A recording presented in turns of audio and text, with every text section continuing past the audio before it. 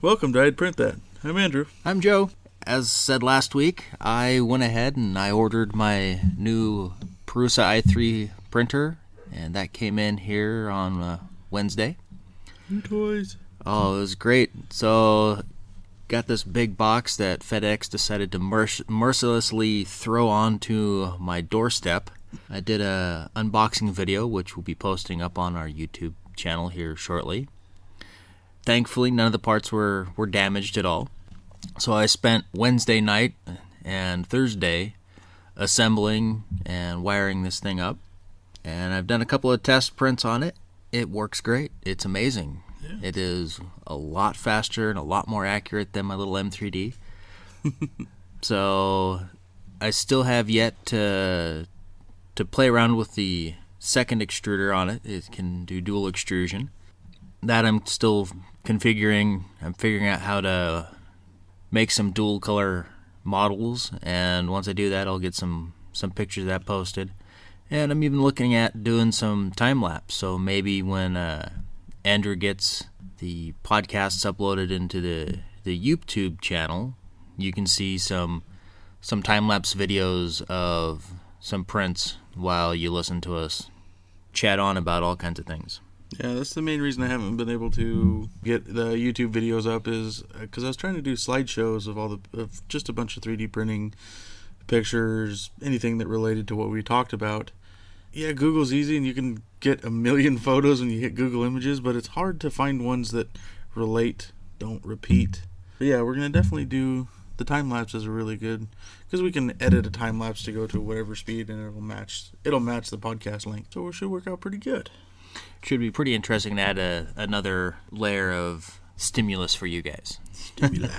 Now, you've contacted Riley, and you're going to get one of your Da Vincis back. I am. I'm going to, my original Da Vinci, the first printer I got. Right. That's the one I traded to Riley from M3D for the little M3D. Just, for me, the M3D has run its course, and I'm going to lose the ability to print in some PLA, which is, I'm alright with it. I prefer ABS plastics just because of the rigidity and the durability and the practical implementation of it. I mean, I print a lot of practical things, my wallets, phone cases, and stuff like that. And I've printed a few things in PLA that they just don't hold up to day-to-day life for me. Right.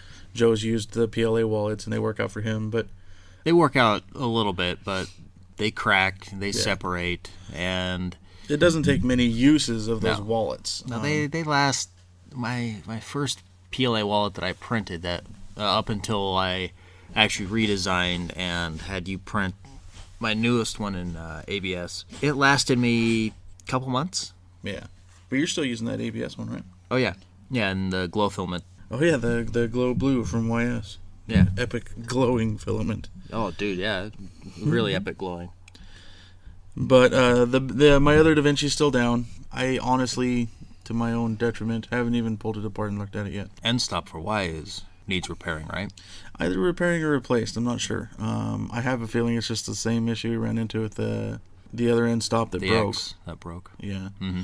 I did look inside a little bit, and the problem I saw was you could see right off where the wire had been pulled tight and zip tied down. Right. And it just doesn't take much movement back and forth and heating up and cooling down because it is a closed chamber for it to degrade. I don't. There's one place where the wire is actually zip tied, but it slides in that spot. Okay. Yeah, it'd just be a matter of throwing just throw a multimeter on it and see voltmeter and see if we have continuity. Yep. See if it checks out. But then there's the whole I've kind of mentally committed myself to fixing it in more ways than that. The main way was replacing all the wiring because the wiring's chintzy, small wire. I'd like to have something with a little less resistance. It may help me with my voltage issue. And also we're looking at replacing the power supply on it. At least just to get you up, we can always crack that thing open, check that end stop wire. It'll get you going for a while. Yeah. But tomorrow I might pick up the other Da Vinci and I'll be up and printing then. And then I think right away I'm just going to start printing all the parts for the C-Bot from Open Builds. And then paycheck by paycheck, I'll order parts here and there and start building it. Yeah, and I'm looking at starting to print the parts for the mostly printed CNC machine. Yep. I want to get at least the laser cutting portion of that constructed, because I have immediate needs for that. Well, yeah, and then we were both talking while looking at your new printer for us to have the availability to cut acrylic and start building our own kit printers and maybe even selling them. Yeah, it'd be nice to do that. The little Prusa I got, it's not hard to modify those things, and I think it would be very easy to build a printer that people can mod. I want lights on this thing. I want it to look fancy. It's, like you would build a computer and modify it, you could do that to a printer. And it'd be one of those things where it'd be nice to have interchangeable heads on it, because you could put in a laser cutting head and turn that into a little laser cutter. It's, little 200 mil by 200 mil laser cutter, laser engraver. Be pretty slick. Yeah. I'm looking at, we spoke last podcast, last episode on Filament 1, where we got the samples, and we were actually just talking about it right before we started recording. So I was checking out their site, curious on their timber fill that we actually we ordered for the samples. See if it's actually wood fill or not. I'm not really finding any information that points to that. The only thing is it sits in its own category, because they have a PLA category, they have a Flex, and an ABS category. Then they have a separate one for the timber fills. Yeah. And I would think that they would be a wood-based fill, just because it has its own section. Oddly enough, they're and I just found, at least their wood fill on their data sheet, they're not made by Filament 1. They're made by a company called Filamentium in the Czech Republic. Okay. So they're actually probably rebranding. Right. So, but at least they do offer, because like Joe and I currently, we both really like Hatchbox. I've ordered, oh gosh, what's their name? Gizmo Dorks. I ordered some of their filament, and beyond it being the wrong color, I've run into a few problems. It's an okay filament, but I can definitely, there's bubbling. I can hear it popping, as if there was either moisture or air inclusions in the filament as it was printing. Yeah, that's one thing I got to do is with my new printer is print some filament scrubbers. So it wipes the filament clean before it enters the extruder, and I don't get imperfections and all kinds of other junk with it. You can also oil your filaments too to keep your nozzle clean. You can, because generally you put a little sponge in there, right, and then you just poke your filament through. Well, you can add a couple drops of, I think people are using vegetable or olive oil. I think the reason they're using olive oil is because the flash point's higher than regular vegetable oil. Yeah, you'd probably want to use something with a higher flash point, definitely. Funny enough, and the only reason I know this is because it was an endeavor my wife got into. Grapeseed oil has a much higher flash point than all of them. Right. So that may be something to look into. Yeah, you just want something that's not going to ignite. Yeah, fire bad. Yeah, don't want to burn your new 3D printer and your house to the ground. Yes. So I spoke a moment ago about looking into doing two-color or multicolor models. And my design software choice has been SketchUp. For those that really don't have a lot of 3D design knowledge, and if you have a Windows 10 machine, there is a program built into Windows 10 called 3D Builder. It allows you to not only just view 3D models, but you can also design them. And one of the neat things that they're adding, it's getting an update here pretty soon, you can tell it to automatically clean up and repair 3D models. So if your model's not manifold or anything like that, you can just run it through there, and it should be able to check out and make fixes to those models. And you can also do things like scan any of your features and do a full 3D color model of your anatomy if you want. If you don't have a 3D printer, you can also use there's an option from inside the program to order a professional quality print that will be sent off to 3D Systems Cubify service, and they'll send you a print of whatever you want. In a way, it's funny to hear them sourcing their printing out to one company. When there's things like 3D Hubs out there, I'm surprised they're not sourcing out to that.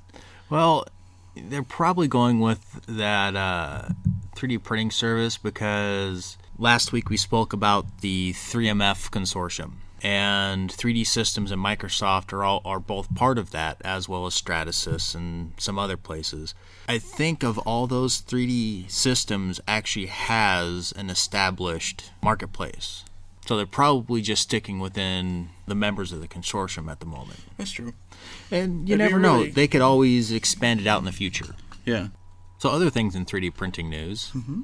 The island nation of Singapore. This is cool. I've been following this, not the Singapore actual topic, but the topic of 3D printers printing houses. Right. And this is just neat. So Singapore has an ever-increasing need for public housing, and what they're doing is they're turning to 3D printing as a possible solution. At the heart of the problem, they've got a shortage of supplies and slow build times because the country relies on foreign labor for its construction projects. And by using 3D printing, they hope to be able to complete construction more rapidly and efficiently by using local resources and native workforce. So with $107.7 million in government and industry funding, the Singapore Center for 3D Printing is heading up efforts to use 3D printing for their construction projects. Kind of nice to see other uses for 3D printing. I've seen concrete structures being 3D printed, but for a full housing program, it's kind of nifty. And what they're looking at doing is the Center for 3D Printing, they're going to present a building plan this year and have plans to build a prototype building within the next 3 years. Mm-hmm.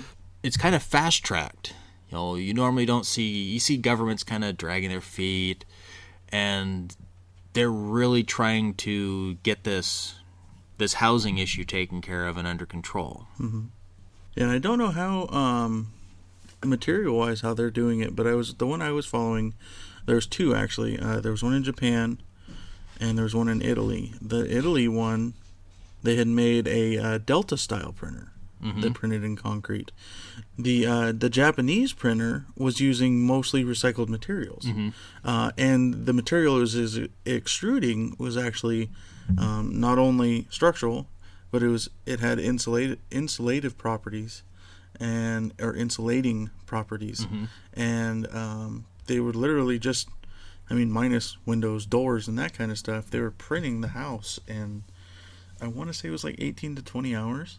Wow. There's a whole group of people that has to be around constantly to be making the material, feeding the machine. Mm-hmm. And there's that little point of 3D printing where you finally have to go to sleep and you can't watch it print the whole time, but you always want to watch it print its first layer to make sure it's adhering correctly and it's going to not fail right away. Oh, yeah. If they have a whole army of people that's feeding this machine, they've got supervisors there. All they do is to make sure that it is extruding enough material and you've got good layers.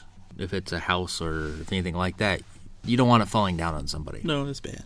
The Singapore Center for 3D Printing, they're basically starting from scratch, developing both the industrial-sized 3D printers and the printable concrete suitable for the type of construction they're looking at doing. And they will be experimenting with different designs that will utilize 3D printing for the structural components and the traditional methods for those parts that cannot be printed due to either cost or complexity. The construction projects are not the only focus of Singapore's 3D printing team. Mm-hmm. In addition, they are exploring whether 3D printing can be used to produce weaponry for the nation's military, which has been struggling to find replacement parts for its aging equipment. And in addition, in the field of medicine, the center has already 3D printed bones for animals and is also looking ahead to printing other prosthetics in the coming years. The nation is really, really focusing a lot of time and attention on 3D printing. Going all in on it, which is it's great to see. Just like we've talked about the U.S. Air Force getting into 3D printing and right. Yep. Not just replacement parts, but 3D printing for other uses also. Yeah. And my final piece of news. So here about a year ago, members of ISIS tore through a museum in Mosul, Iraq. They were armed with power drills and sledgehammers, and they went in with a single purpose, and that was to destroy the millennia-old artifacts that were stored within the museum. And by looking at the videos online, they completely succeeded at doing what they intended to do. But something good has come out of this. An activist in Iran, she has come up with some models of the statues that ISIS trashed and has turned them into files that you can download and print. So you can now 3D print these destroyed artifacts. While the actual artifacts themselves are gone forever, at least you can hold a 3D representation of that destroyed item within your hands and actually see the details of those items. Yeah. It's like the Tong skull that I printed for you quite a while back. It's a 3D representation, but it sits in front of your TV in your living room, and I don't know how many people have asked you, but I have a picture of it on our Instagram, and usually when people come to me and we start talking about 3D printing, I generally load up our Instagram and hand them my phone and say scroll through it, and they usually see that, and they always zero in on that one thing. Oh, what's that? And I tell them about it, and they're like, oh, that's really cool. And it's just to be able to, you're not holding the thing, the original thing, right? But you're holding literally a piece of history that's irreplaceable. Granted, it's 3D printed out of plastic, but even like with these artifacts that are just ancient and have a lot of meaning to a lot of people, that their lineage is part of that. Right. And for them to be able to recreate it and have it again, it's really cool to see that the tyranny and stuff that's going on, people are being able to adapt and overcome, and 3D printing has worked its way into it. And while not all the artifacts have been converted into 3D models, it's still a work in progress. Yeah. There's still models that they're working on. It is an arduous task for them to complete, but from what my understanding is they're going to, or she is going to have everything available at some point. Yeah. And I mean, granted, we say arduous, but you got to realize this lady's probably going through pictures upon pictures to find every side, every aspect, angle of these artifacts, and trying to compile them together. I mean, it's hard enough to do it by yourself with a camera, and you have the part you're recreating, right? And it's on a rotating platform that you're taking the pictures of. You still have to pull it into a 3D modeling software and recreate it and fix it. She doesn't have the piece there. Right. She's going through probably doing Google image searches and trying to find every available photo that she can. The more pictures that you have, the better the representation is going to be. Mm-hmm. So I guess one thing we can say is check out this article. If this means anything to you and you'd like to help out, I'm sure there's a way to get a hold of her. We will link the article on our blog. And if you happen to have pictures of this or anything of it, I'm sure she would be grateful to see it and send it to her. That pretty much covers the news in 3D printing. Mm-hmm. I haven't had a chance to go see it a second time. That's on the plans for tomorrow. But you, at the end of last podcast, went and saw Deadpool. I did. It was amazing. It was everything you expected it to be? And more. And more. Unfortunately, the theater I went to ruined every other theater in the world for me. We went to the AMC, and that's in downtown Spokane. Mm-hmm. Yeah, and it's an IMAX, which I had never been to an IMAX, which was cool to go and see.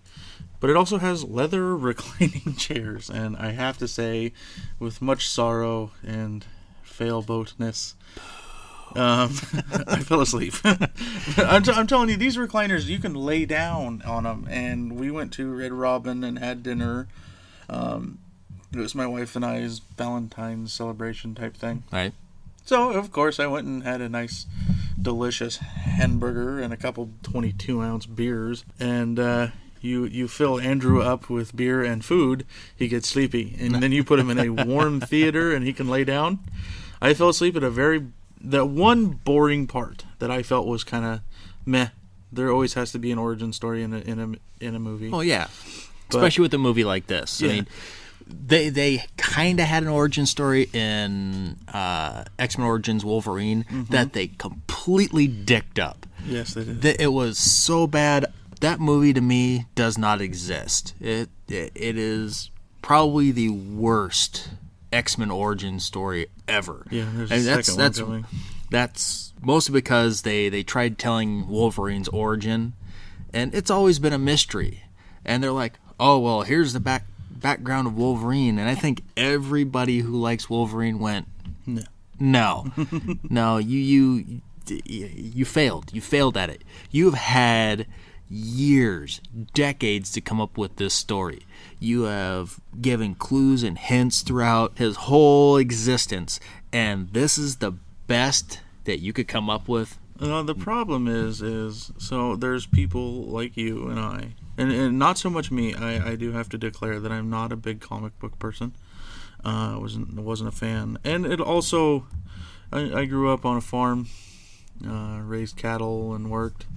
And so, I mean, for me, being a kid and growing up in a very small town that was mostly revolved around logging and farming, being a nerd was kind of unaccepted. Right. We've had the discussion about you wanting to play D&D in the past. Yeah, and I've never played. So I never really got into comics. And not that my parents and my mom would have not given me the opportunity. I just chose to, so to say, just fit in and kind of hide. I was a closet nerd. There's not a whole lot wrong with being a closet nerd, but no. But I mean, since I've moved and came to Idaho from California, I've been able to expand on that and become more so, I guess you could say, who I am. Right. You open up a little bit more. Yeah. Come into your own.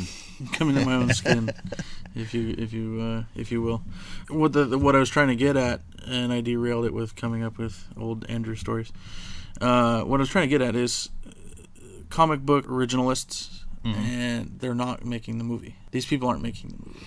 Just like Brian Posehn writes Deadpool. He had 40 like 6 episodes of Deadpool, but he had nothing to do with the movie, which Right. they didn't mess it up at all. I'm sure Brian's very proud of the movie and how they portrayed Deadpool, because they did spot on. the Deadpool movie was definitely done by fans. Yeah.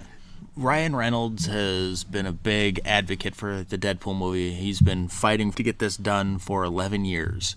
Yeah, I mean, And when Deadpool debuted in X-Men, and not even Origins, in X-Men, that was Ryan Reynolds. Yeah, he played Wade Wilson, which that was in actually Origins Wolverine, is where they had him in there, and then at the end, where they came up with his bastardized character, where they sewed his mouth shut and had the stupid little forearm sword things. It was a colossal screw up. When they dropped that bomb at the end of the movie, I about screamed. I was so mad. At least they didn't kill Star Wars. No, at least they didn't kill Star Wars. Or the Deadpool movie, because they But- did a very good job. And like I said, it took them 11 years to come up with this. And as the story goes, they made the test footage and it sat shelved for 3 or 4 years. And once it got leaked online, Fox Studios was flooded by fans saying, why isn't this being made? And the movie was greenlit within 24 hours of it leaking. Yeah. Break the internet. But you know what? It's done really good. It had a very small, like $58 million budget, and it has had the best opening weekend for a rated R movie. It has done best rated R theatrical release already to date. Well, and then it's best movie in February, wasn't it, too? Yep, for the month of best opening for President's Day weekend and best February opening. Yeah. It has broken records, which is great. That's what the movie needed. And a lot of people are looking forward to other little more darker, a little more edgy, not necessarily comedy comic book movies, but I went to a DIY store today, and I had my Deadpool hat on, and the greeter at the door told me, he said, "Hey, I like your hat." And I said, "Thanks." And I said, "Have you seen the movie yet?" And he's like, "No, my wife and I are going to go see it." And we got to talking a little bit, and he's like, "Yeah, I've really liked Deadpool for a long time." And he goes, I really like seeing this movie doing good because I really want to see a Lobo movie. Uh-huh. And I haven't read many Lobo comics, but I know Todd McFarlane, one of the founders of Image Comics and the creator of Spawn, which had a movie released in the 90s, which was lackluster at best. He is actually dusting off and polishing up a new script for a Spawn reboot movie. Really? Yep. I don't believe I've even seen the original. Not really worth it. They took and they changed Spawn's origin considerably in the they took parts of it and they kept it, but they changed a lot of the major points. And I think they could have probably done a lot better with it, though it was the 90s, and the CG and effects weren't really, I think, up to par. Come on, man. They were competing with Blade. Blade was actually fairly... I like the Blade series. Oh, so do I. Mostly because of Chris Christopherson, but... Yeah. Well, yeah. And so the big change for the new Spawn movie, from what I've seen, is... it's going to be more horror-based. Okay.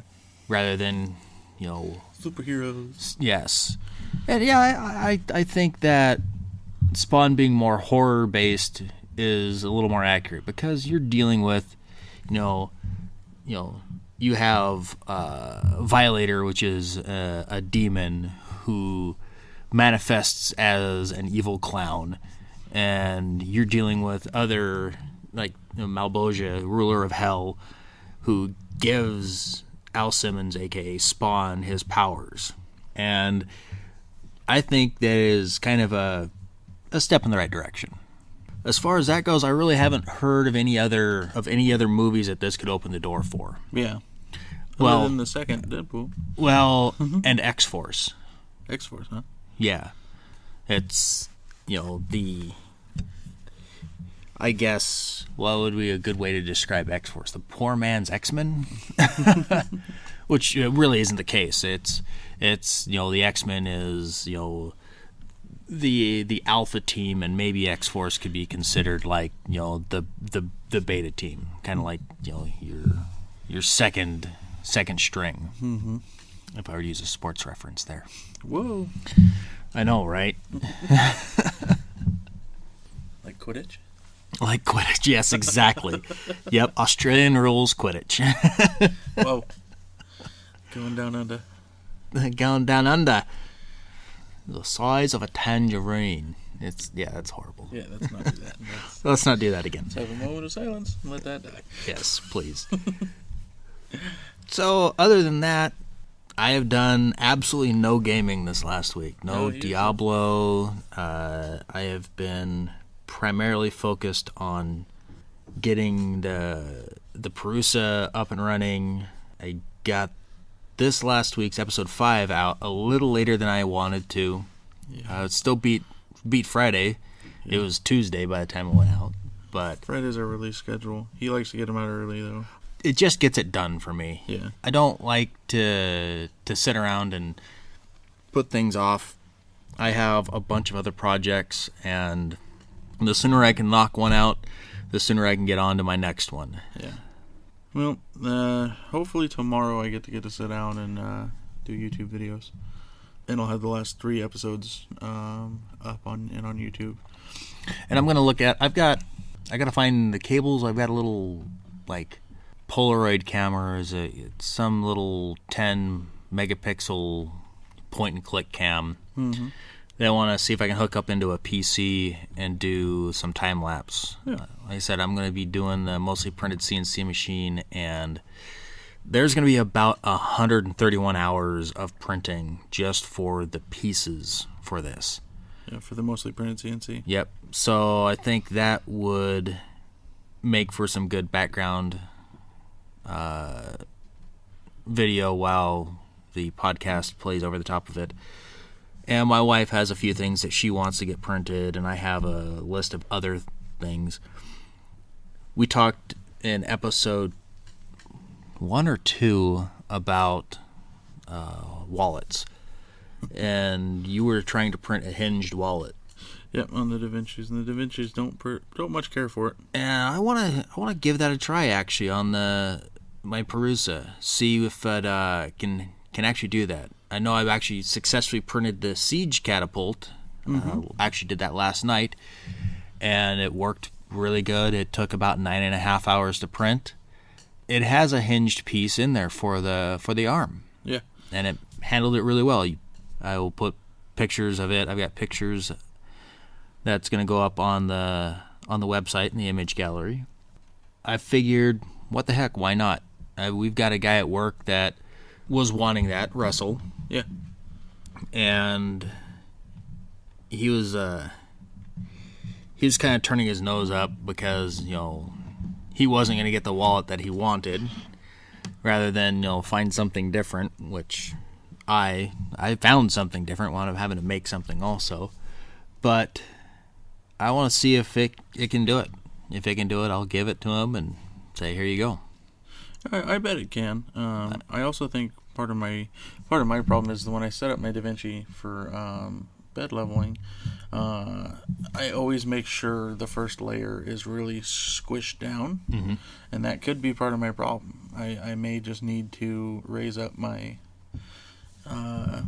Z height, my stock Z height for layers, and I bet that could probably help it out. I want to have you come back over because I've got questions about my printer as far as it goes. When I did my first big print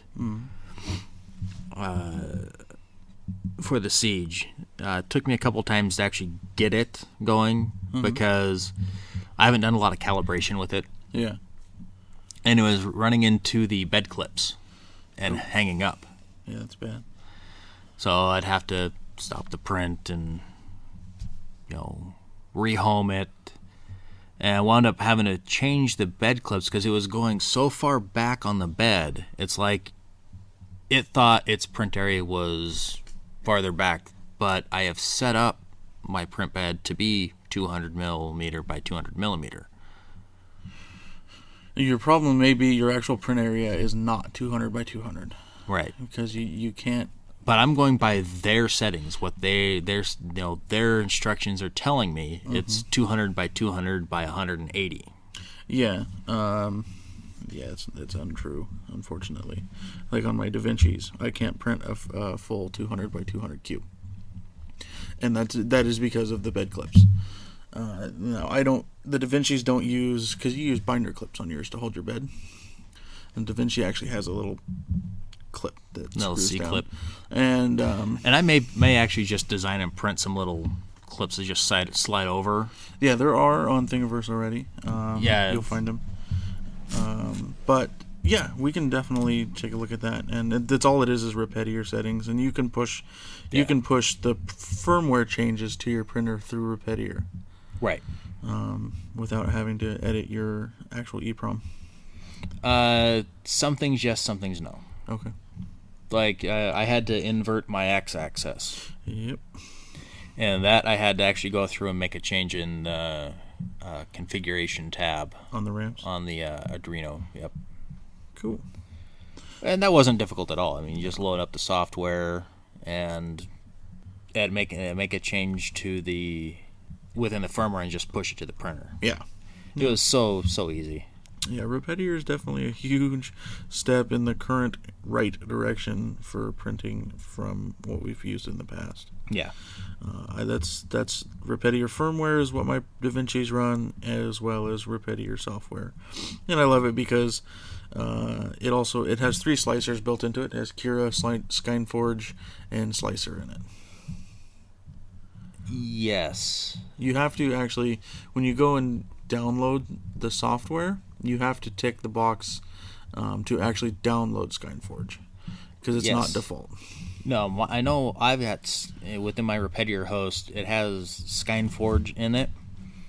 But Cura, I'm none certain of. And we can add it to it. And the beauty of your printer as well is you can get Cura, enter your parameters just like we did on the M3Ds to use Cura, and you can slice it, put it on your SD card, and then just have the printer print the file. Right.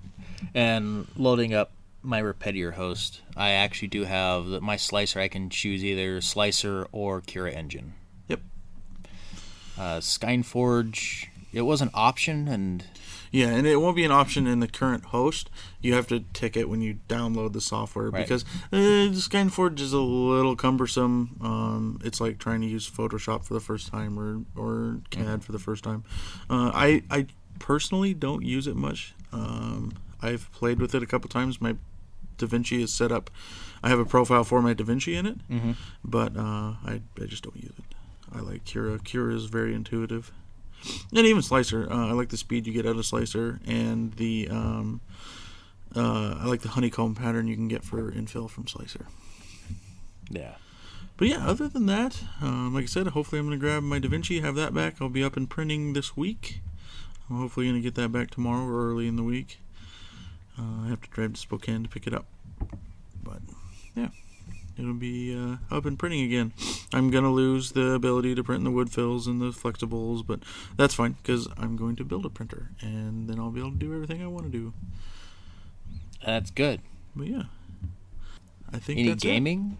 Not a lot. I've lost, I wouldn't say interest in Diablo, because I'm still playing. I've kind of hit a wall in my Barbarian. I hit a 61 Greater Rift. When I know I can do higher, I have to get gear augments, where you level a legendary gem up to like 100, and you put it in Kanai's cube, and then it gives you, I think it's like 450 or 480 of your main stat on each piece of gear. Right. But you have to do a gem for each one of those, and my main gems aren't even that high yet. Problem is I don't have a group that's willing to do it. I mean, it's a grind. It is. Just getting your gems up to 25, you're running, if you're empowering every rift, that's 4 gem upgrades only per rift.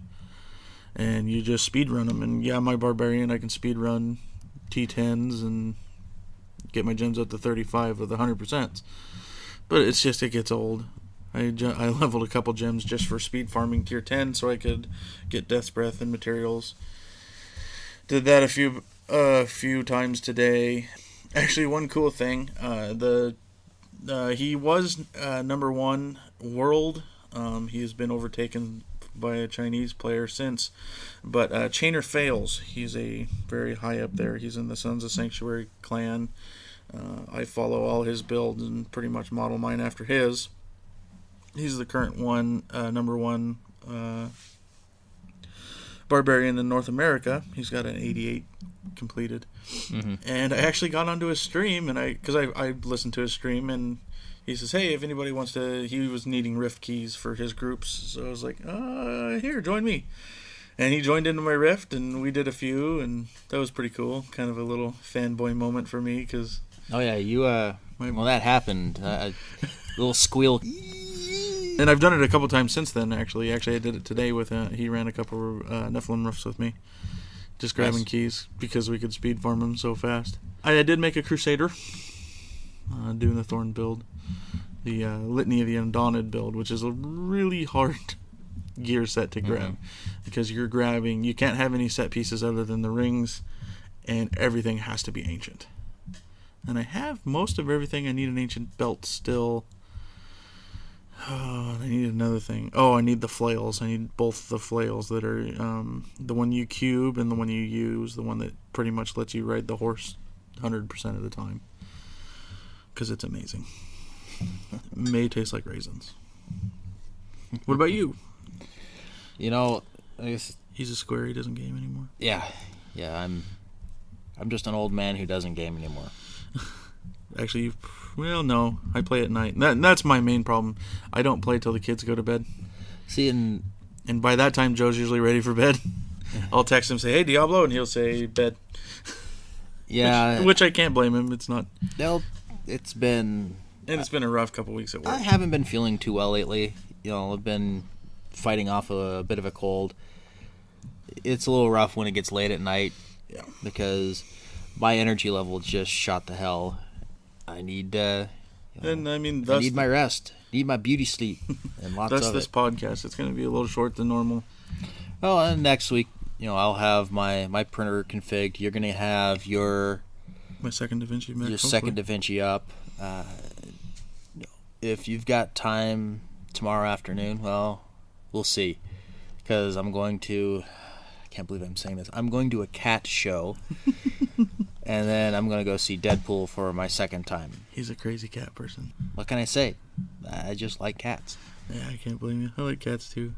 There'll be most of the 63 recognized breeds of cats there, and a lot of them are ones you probably haven't seen or won't see. They're kind of rare, and I would like to see what some of these cats look like. Yeah, to see what their personalities are like, and that's. I've always been interested in the. There's two different kinds: the hypoallergenic cats. I've always thought that was kind of weird, and then the Bengal cats, the ones that like play fetch and. Yeah, they're Bengal. There will be Bengals there. Super smart cats.